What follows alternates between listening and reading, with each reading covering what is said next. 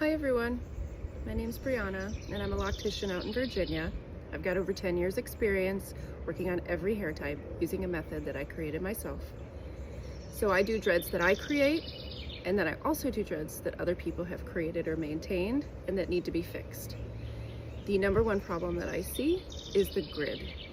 When people install the grid, or when people create the dreads, I use the word install and that confuses people. When people create the dreads, they aren't necessarily always thinking about the long-term effects of the grid they create. They're thinking about the visual of what it's going to look like, of creating clean lines, of making sure it's brick laid. Those things are all very important. But when you're dealing with hair texture that is not kinky, you need to pay attention to the swirls and the natural flow of the hair pattern. If you do not do this, you're going to create hair loss or breakage of the dread falling off of people's heads. That's the number one problem that I see. This video that I'm about to show you, I posted it on Instagram and I did not do this explanation beforehand, and people got really mad. And the opinion was that because this girl has long, heavy dreads, and because her hair texture is a fine hair texture, that the dreads are the cause of her hair loss. Now, there's two things that are going to cause hair loss in dreads. Number one is genetics.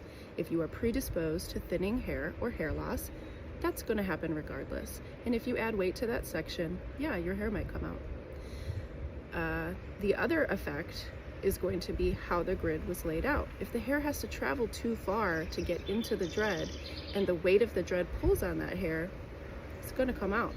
It doesn't have anywhere else to go.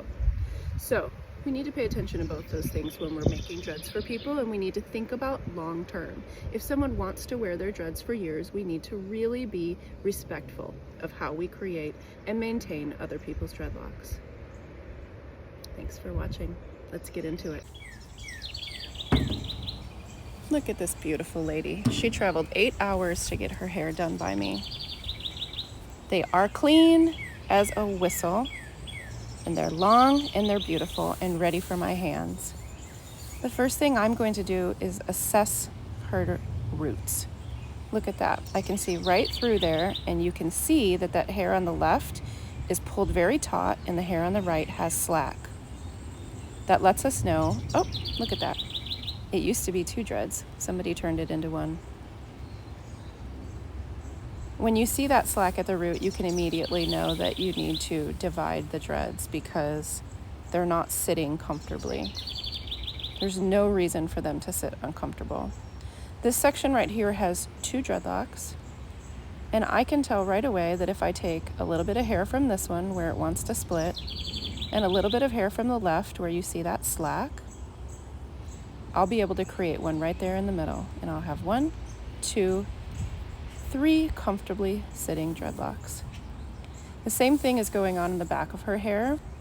This dreadlock right here used to be 2, and someone put them together. You can see how they've been holding on to each other this whole time, but they don't necessarily belong together. As I'm splitting, I can start to see that there was a knot put in the dread. I can't split that. Everything else is splitting naturally. I'm going to let you take a listen to that very, very satisfying sound of when I pull them apart.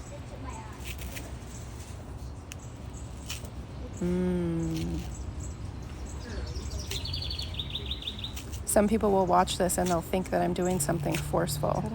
Okay, so now we have... If a dread splits this easily, that's how you can be sure that they didn't belong together in the first place. Are you getting this? That was so funny to me. They just came right through that knot. What? Some people would cut that. I am not the one. That's funny, right? That's where it went through. Anyway, look how happy those look. I very gently finished the edges after pulling them apart. Here's your 3 from earlier. All sitting so comfortably. I also did some maintenance on her roots to give her a stronger base foundation that's going to hold the weight of her hair. She didn't have me maintenance the ends. She just wanted the roots done for today. But isn't she simply gorgeous? You're so pretty.